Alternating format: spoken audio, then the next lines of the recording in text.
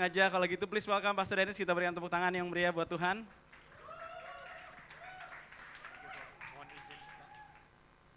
Shalom Shine. Aduh, senang banget ya akhirnya beroleh kesempatan bisa berbicara di hadapan teman-teman Shine semua. Sebelumnya tak kenal maka tak sayang. Perkenalkan, nama saya Dennis. Saya hari ini melayani sepenuh waktu di GBI Tapga sebagai Next Gen Pastor. Dan saya anak rohani dari Pastor Stephen Lin. Salam kasih dari GBI Tapga buat tetangga tercinta ya. Kita masih anak-anak muda ya, Shine, kita satu opa ya. Satu opa Niko ya. Cucu-cucu opa ada suaranya? Cucu-cucu opa. Nah, hari ini saya mohon izin dulu kepada Bapak Pastor, Ko Edwin dan juga Angel. Terima kasih juga jajaran para leaders yang telah mengizinkan saya untuk berbicara di hadapan teman-teman. Sebelum kita membagikan firman Tuhan, mendengarkan firman Tuhan, mari kita berdoa sekali lagi. Bapa dalam sorga, kami mengucap syukur buat kasih karuniamu setiap kami boleh hadir di tempat ini. Kami masih boleh duduk di rumah Tuhan, semuanya karena kasih karunia Tuhan. Kami tahu kami ada sebagaimana kami ada karena Tuhan baik. Tuhan begitu baik dalam hidup kami. Bapak, kalau hari ini kami mau belajar tentang Roh Kudus, biarlah kiranya Roh Kudus itu sendiri hadir di tengah-tengah kami, memberikan pengertian, memberikan pemahaman bagaimana Roh Kudus bekerja hari-hari ini ke dalam hidup anak-anak mudamu di tempat ini Tuhan. Terima kasih Tuhan, urapi mulut bibir lidah hambamu, supaya setiap kata yang keluar dari hamba ini bukan berasal daripada hamba sendiri, tapi berasal daripada Tuhan Yesus. Terima kasih Bapak, kami sambut firman Tuhan dalam nama Tuhan Yesus Kristus. Haleluya, amin. Hari ini kita akan membahas bagaimana Roh Kudus itu memberikan kuasa bagi kita untuk memenuhi amanat agung.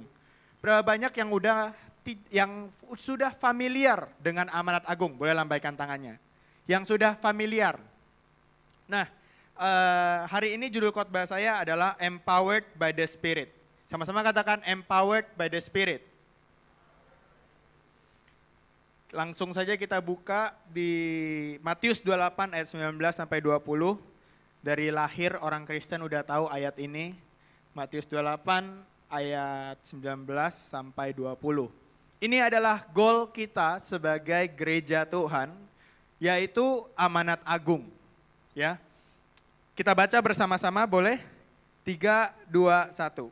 Karena itu pergilah, jadikanlah semua bangsa muridku, dan baptislah mereka dalam nama Bapa dan Anak dan Roh Kudus. Dan ajarlah mereka melakukan segala sesuatu yang telah kuperintahkan kepadamu. Dan ketahuilah, aku menyertai kamu senantiasa sampai kepada akhir zaman. Dikatakan di sini, aku menyertai kamu. Ada amin dengan itu? Siapa yang bilang aku menyertai kamu di sini? Tuhan Yesus.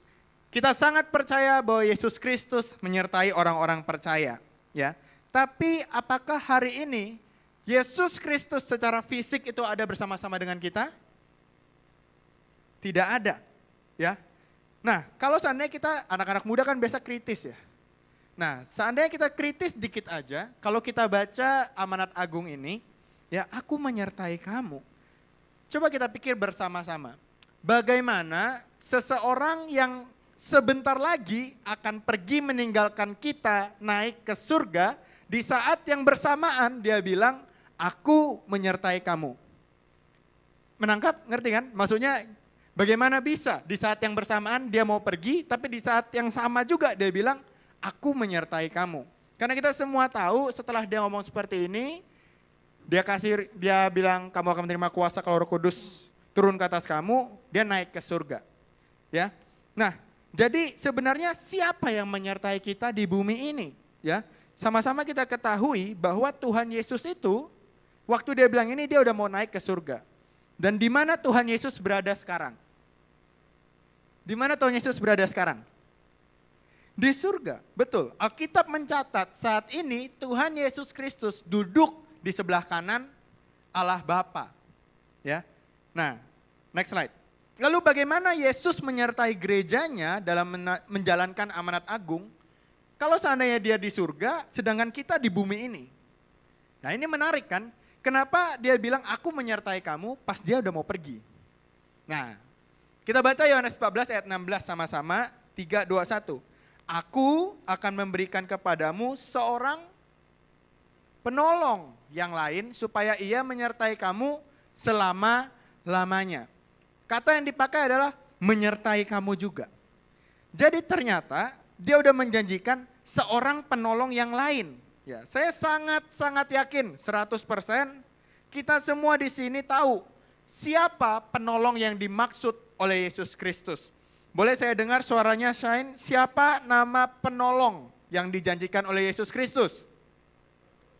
Roh Kudus. Nah, ini pribadi yang mau kita pelajari gitu ya.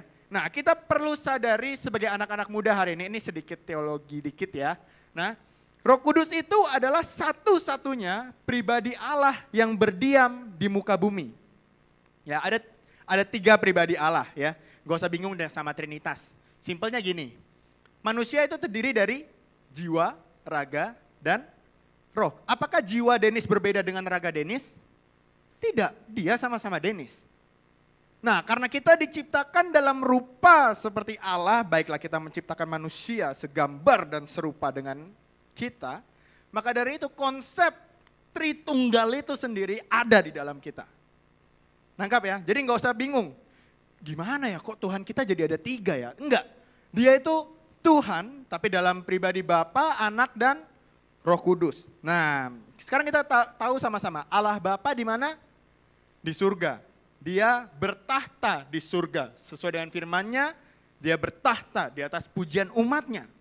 Nah, Allah Anak, Yesus Kristus di mana?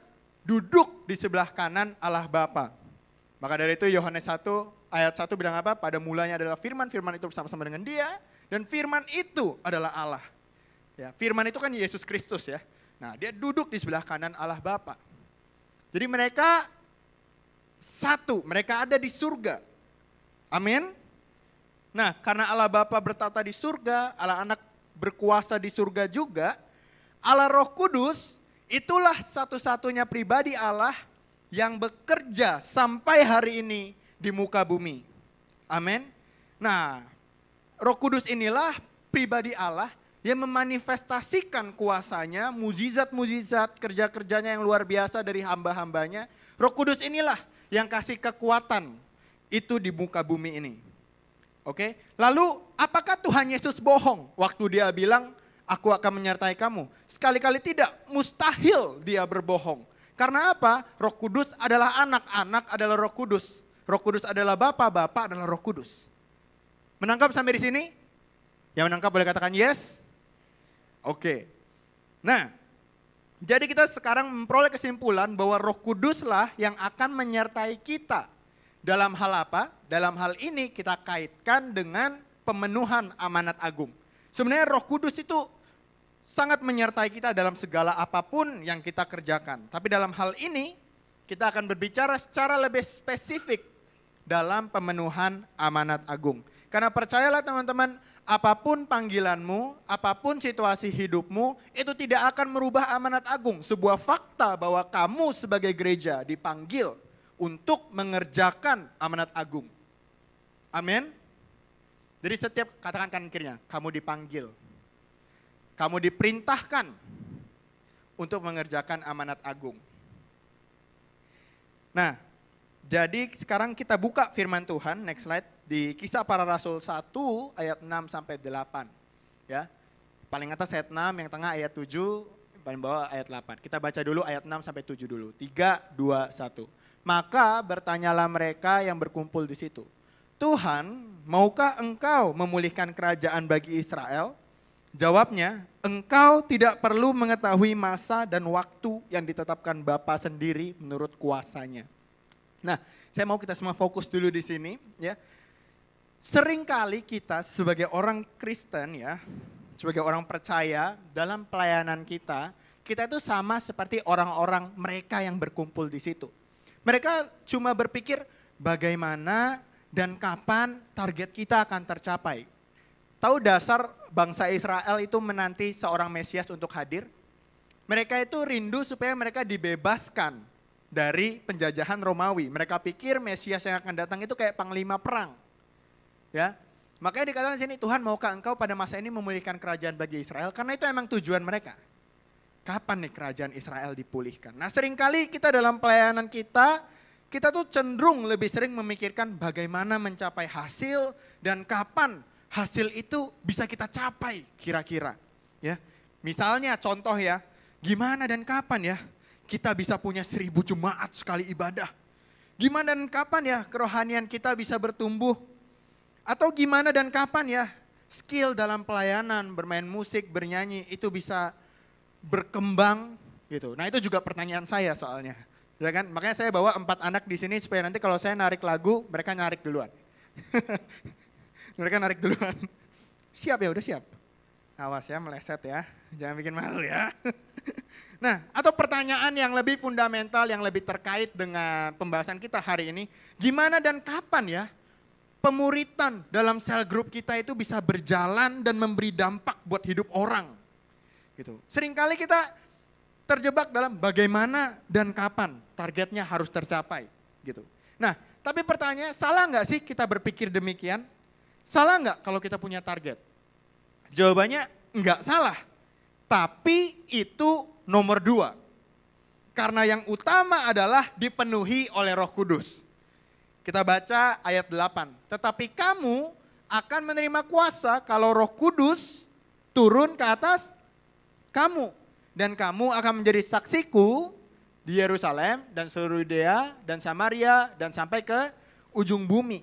Dalam bahasa saya ya, lebih simpel ya. Mungkin karena Alkitab bahasanya agak tinggi. Simpelnya mungkin Tuhan Yesus lagi mau bilang, kamu tuh gak usah pusingin gimana dan kapan pemulihan itu akan terjadi. Yang paling penting sekarang adalah Roh Kudus harus turun ke atas kamu. Amin. Amin. Itu yang paling penting. Ya, kayak Tuhan Yesus tuh bilang, gak usah takut. Ya, jadi karena kalau seandainya Roh Kudus udah diam di dalam kita, kalau kita udah dipenuhi oleh Roh Kudus, 1000 jemaat sekali ibadah, mungkin nggak? Mungkin. Kalau kita udah dipenuhi Roh Kudus, pasti akan terjadi revival kerohanian dalam hidupmu. Ya, kalau kita dipenuhi Roh Kudus, skill pelayananmu pasti bertambah. Kalau kamu dipenuhi Roh Kudus, kamu akan sanggup memuridkan dan melahirkan orang yang hidupnya seperti Kristus. Amin. Jadi kunci dari semua yang kamu inginkan adalah dipenuhi oleh Roh Kudus. Pelayanan yang berdampak adalah pelayanan yang digerakkan oleh Roh Kudus. Sekali lagi saya katakan bahwa Roh Kudus itu adalah manifestasi dari kuasanya Allah. Amin. Amin. Ada amin shine? Amin ya. Next slide. Nah, sekarang kita akan lebih spesifik. Ya, bagaimana peran Roh Kudus dalam pemenuhan amanat agung. Ini lebih spesifik. Ya. Sebelum kita bahas lebih lanjut, kita harus tahu terlebih dahulu sebenarnya apa yang dimaksud dengan amanat agung. Amanat agung ini kan sebuah aktivitas, betul ya? Sesuatu yang harus dikerjakan oleh gerejanya, betul? Nah, tapi yang jadi pertanyaan sekarang mungkin selama ini kita ngomongin amanat agung dan amanat agung, sebenarnya apa sih aktivitas yang dilakukan kita sehingga kita bisa dibilang melakukan amanat agung? Menurut Matius 28 ayat 19-20 yang di awal tadi kita baca, ada 3 unsur amanat agung. Yaitu kalau kamu kerjakan ketiga hal ini, kamu dikatakan sedang melakukan amanat agung. Yang pertama, boleh dibaca sama-sama? Memuridkan. Yang kedua, membaptis. Yang ketiga, mengajar. Ya. Dalam ketiga hal ini, semuanya kita butuh Roh Kudus. Ya. Memuridkan dan mengajar bisa jadi beda. Simple. Apa yang saya lakukan mungkin mengajar saat ini. Tapi apakah saya memuridkan kalian? Tidak. Itu 2 hal yang berbeda. Ya, kalau di sekolah ya sama aja ya memuridkan, ya kan. Saya dimuridkan oleh guru MTK saya, gitu ya kan. Apa yang didapat? Firman Tuhan apa yang didapat? Ya kan. Ternyata aljabar. Kocak ya. Nah, jadi dalam 3 hal ini kita perlu yang namanya pribadi Roh Kudus dalam diri kita. Ya. Alkitab mencatat sebuah peristiwa. Alkitab mencatat sebuah peristiwa di mana ketika ada orang-orang yang segerombolan orang itu melakukan amanat agung untuk pertama kalinya sejak amanat itu diberikan oleh Tuhan Yesus. Mereka ini menamakan diri mereka adalah rasul-rasul. Alkitab mencatat di Kisah Para Rasul 2, kita nggak usah buka ya. Percaya ya yang saya bilang ini sesuai Alkitab? Percaya? Saya ya. Takutnya nggak percaya ya. Dikira Pak Ustadz saya. Tapi saya Kristen. Jadi di Kisah Para Rasul 2 kita itu bisa melihat hari Pentakosta ya. Nah, hari Pentakosta ketika terjadi, murid-murid sedang ada di loteng atas. Di loteng atas itu mereka lagi berkumpul, berdoa, ya. Mereka itu lagi galau-galaunya habis ditinggal Tuhan Yesus, ya kan.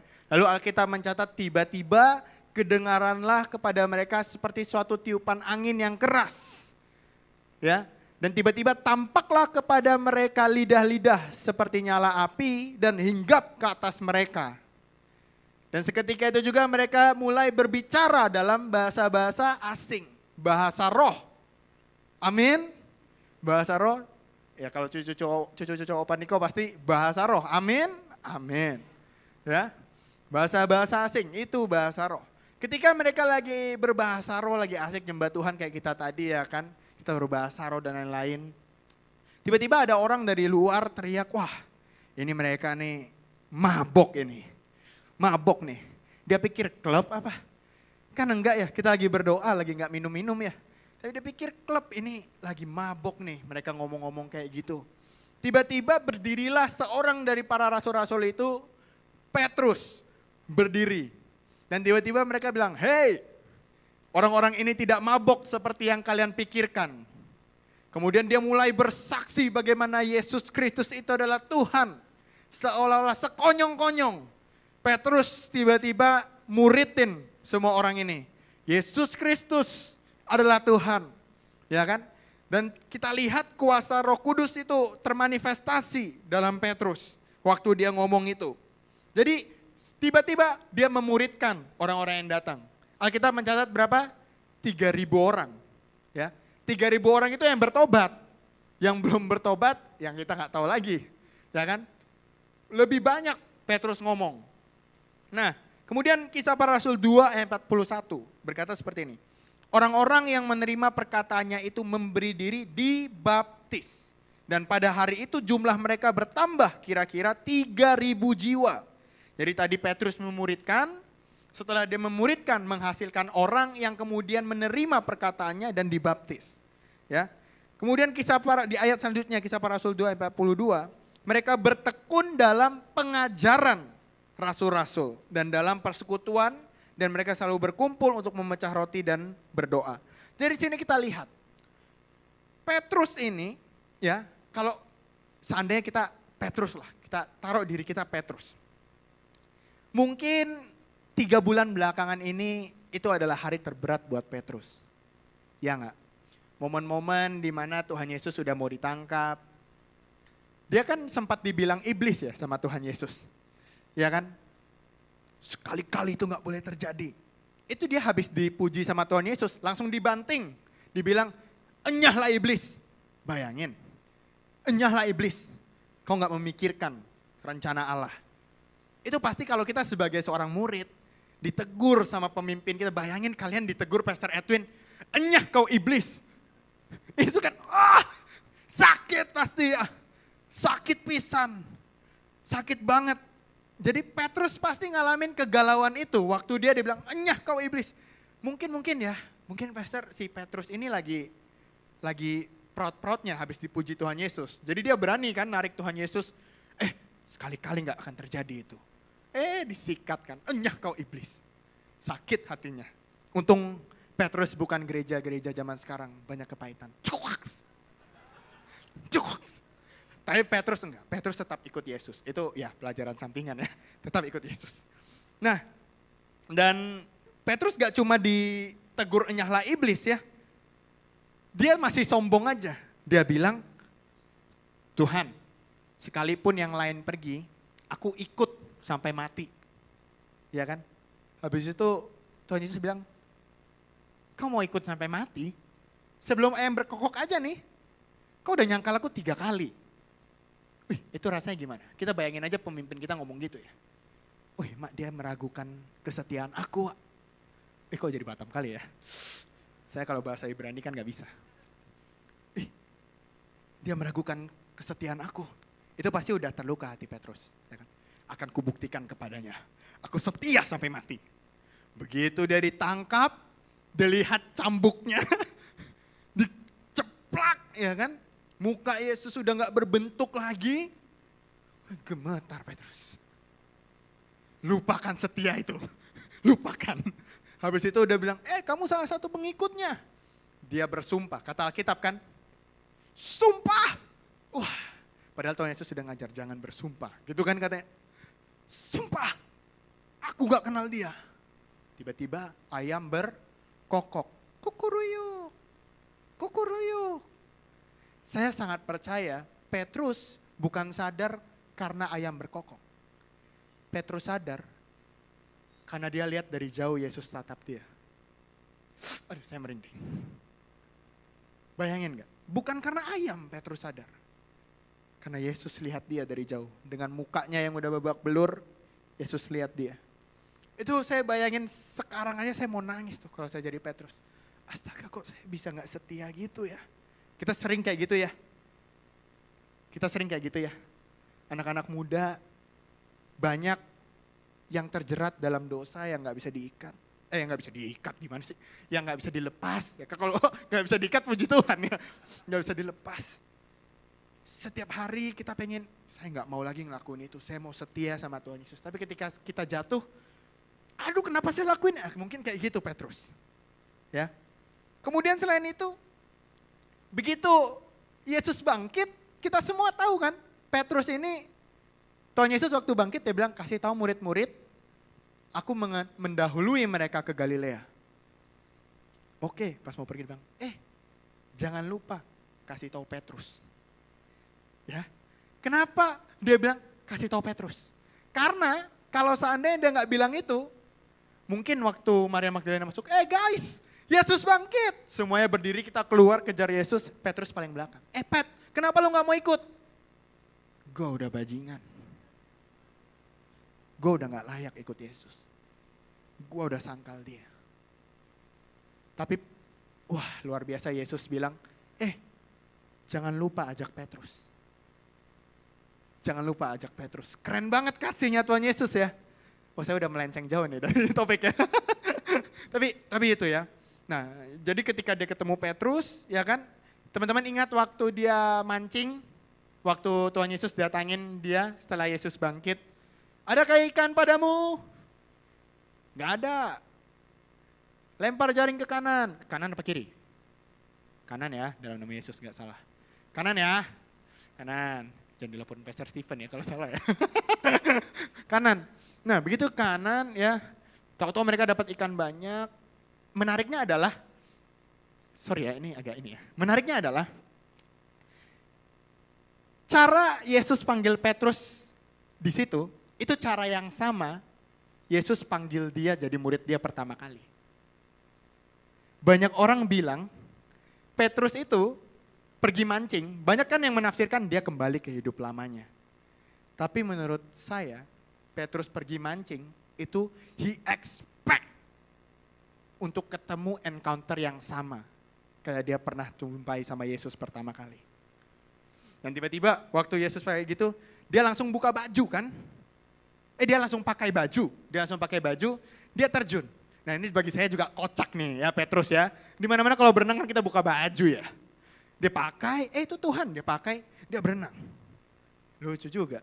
Nyampe di sana, jadi Petrus itu nyampe di pantai, murid-muridnya juga udah nyampe. Di situ Petrus nyampe duluan, ketemu Tuhan Yesus nih. Pastor Ratu ini, Tuhan Yesus, saya Petrus, saya lihat.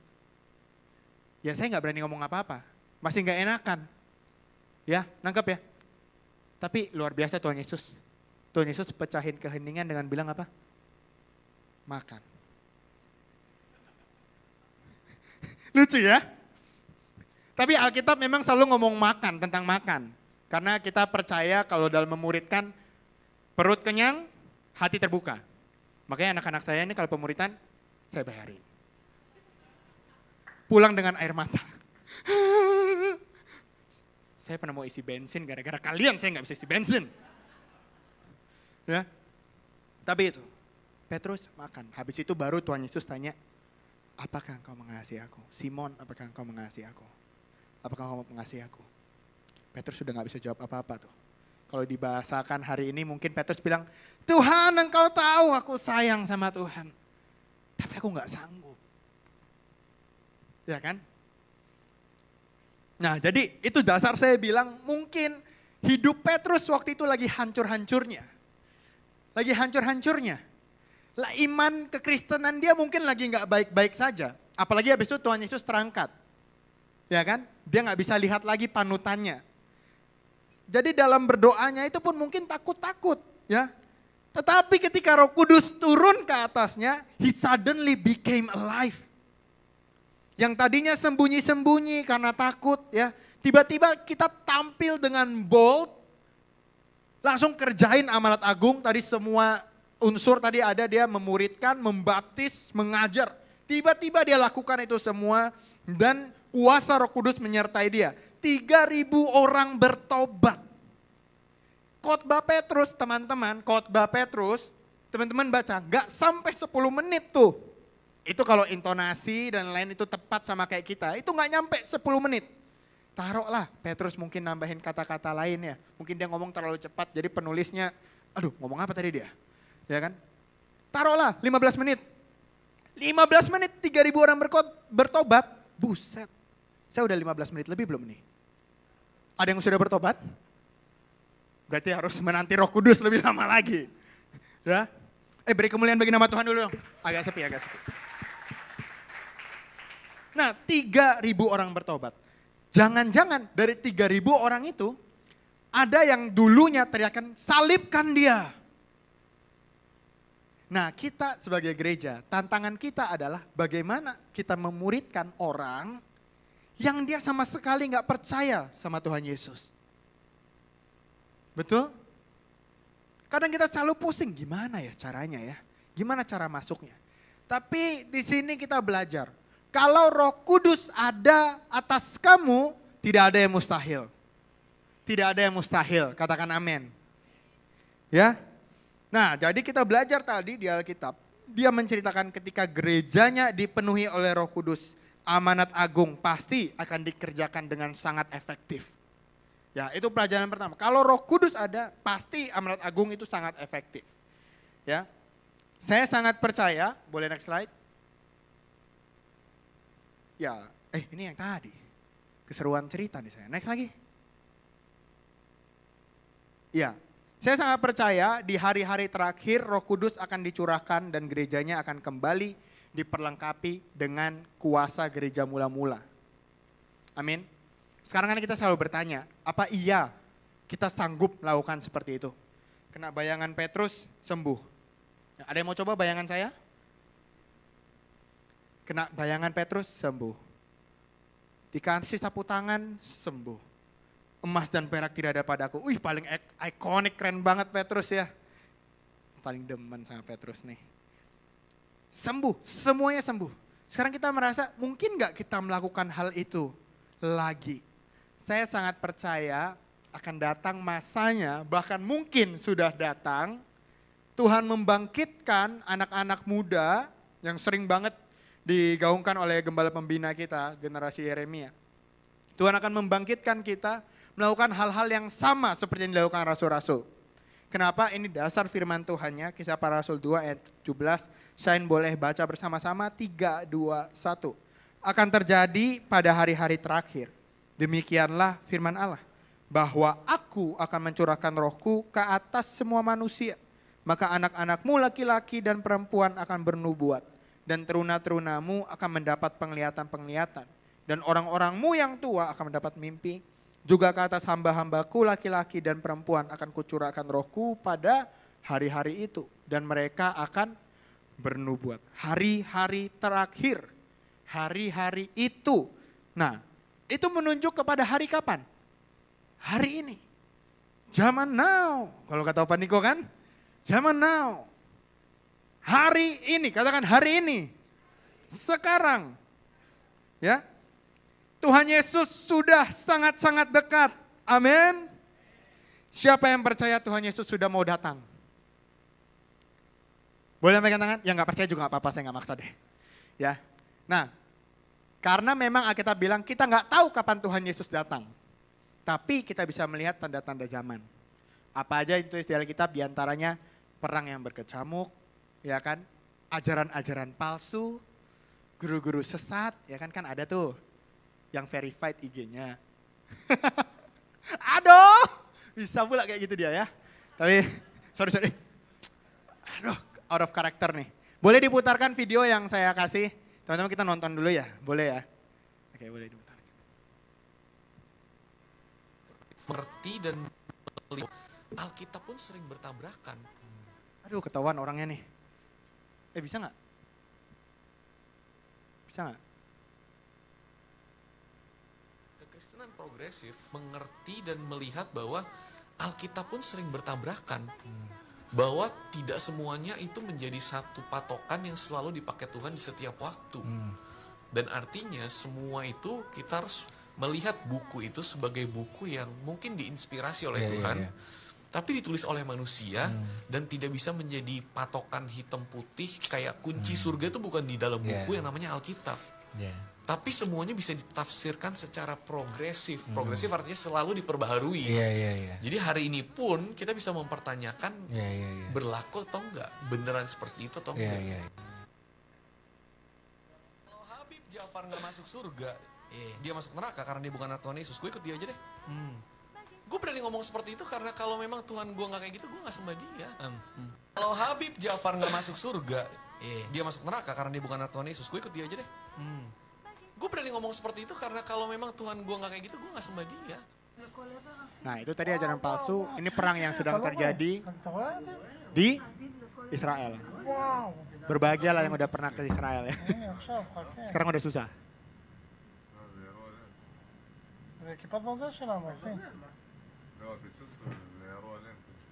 Boleh video selanjutnya? Ini tahu?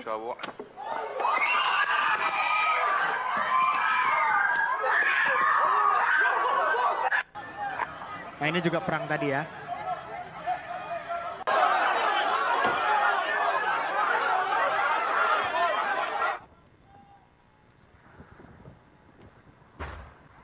Buset, kayak gini ya tanah perjanjian ya. Di sini kita bisa duduk dengan tenang karena ini bukan negara kita. Kalau ini kita udah ini juga ya. Ya, saya rasa cukup.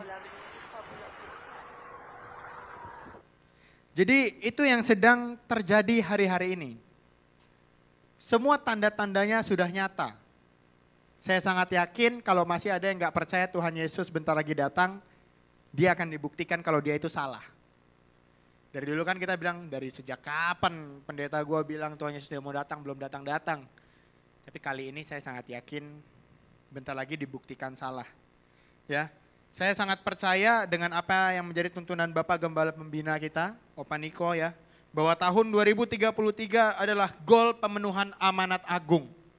Ya, saya ya bisa coba jelaskan sedikit tentang dasar teologi kenapa saya percaya, tapi itu akan sangat panjang ya. Jadi saya sangat percaya aja ya. Yang percaya 2033 pemenuhan amanat agung, goal pemenuhan amanat agung. Itu yang disampaikan oleh Bapak Gembala Pembina kita. Karena kalau seandainya Tuhan mau ngerjain sesuatu, pasti dia kasih tahu ke hamba-hambanya dulu. Ya, 2033 berarti 9 tahun lagi.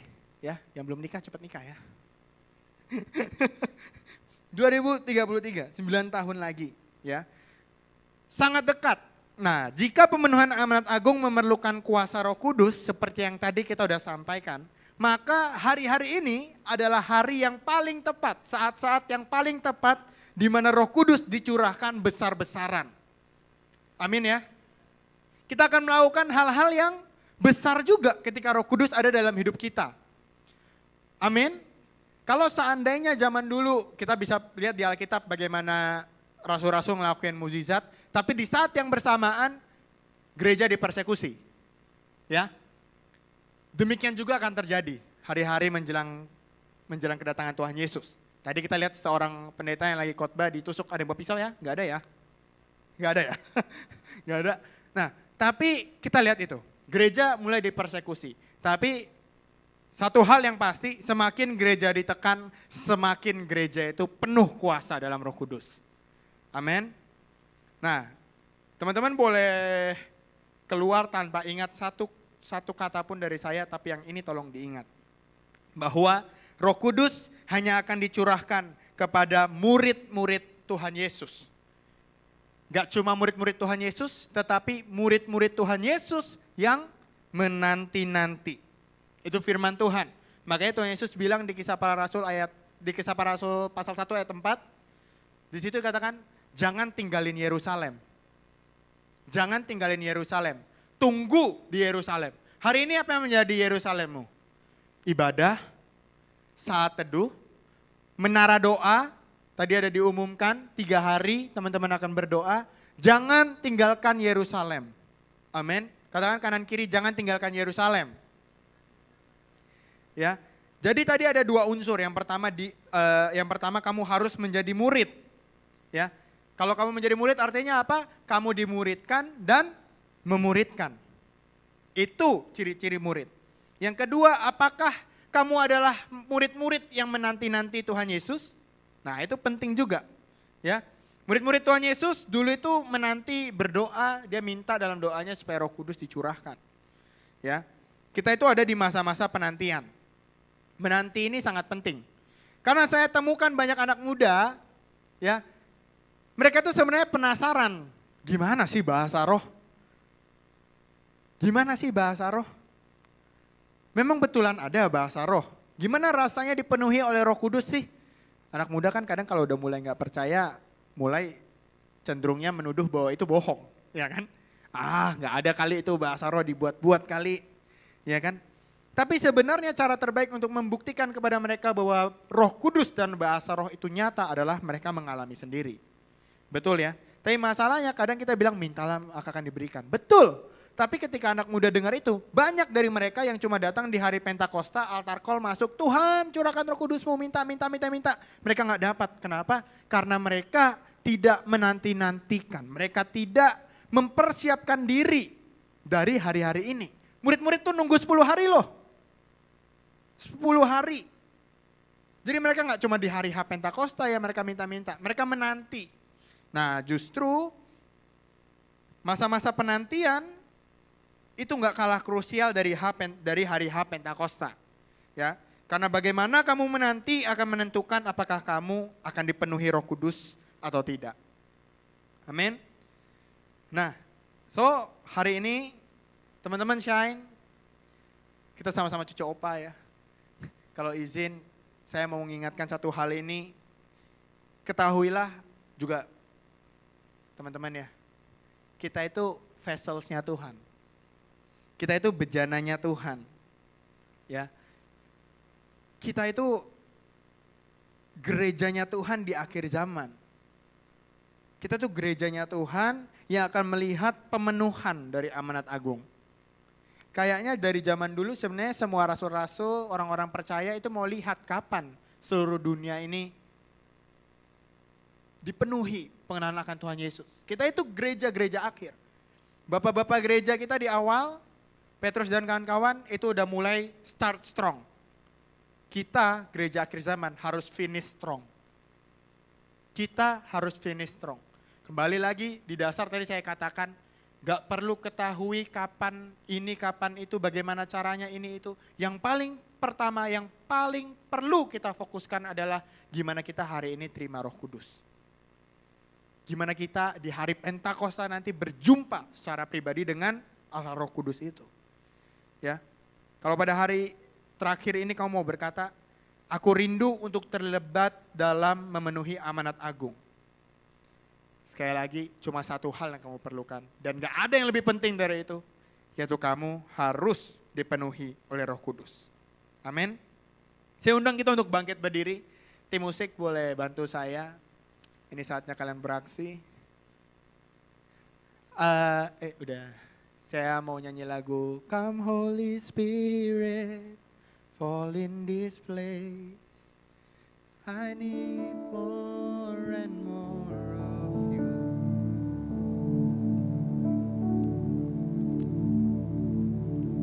Mari semuanya ambil momen, pejamkan mata, fokus sama Tuhan.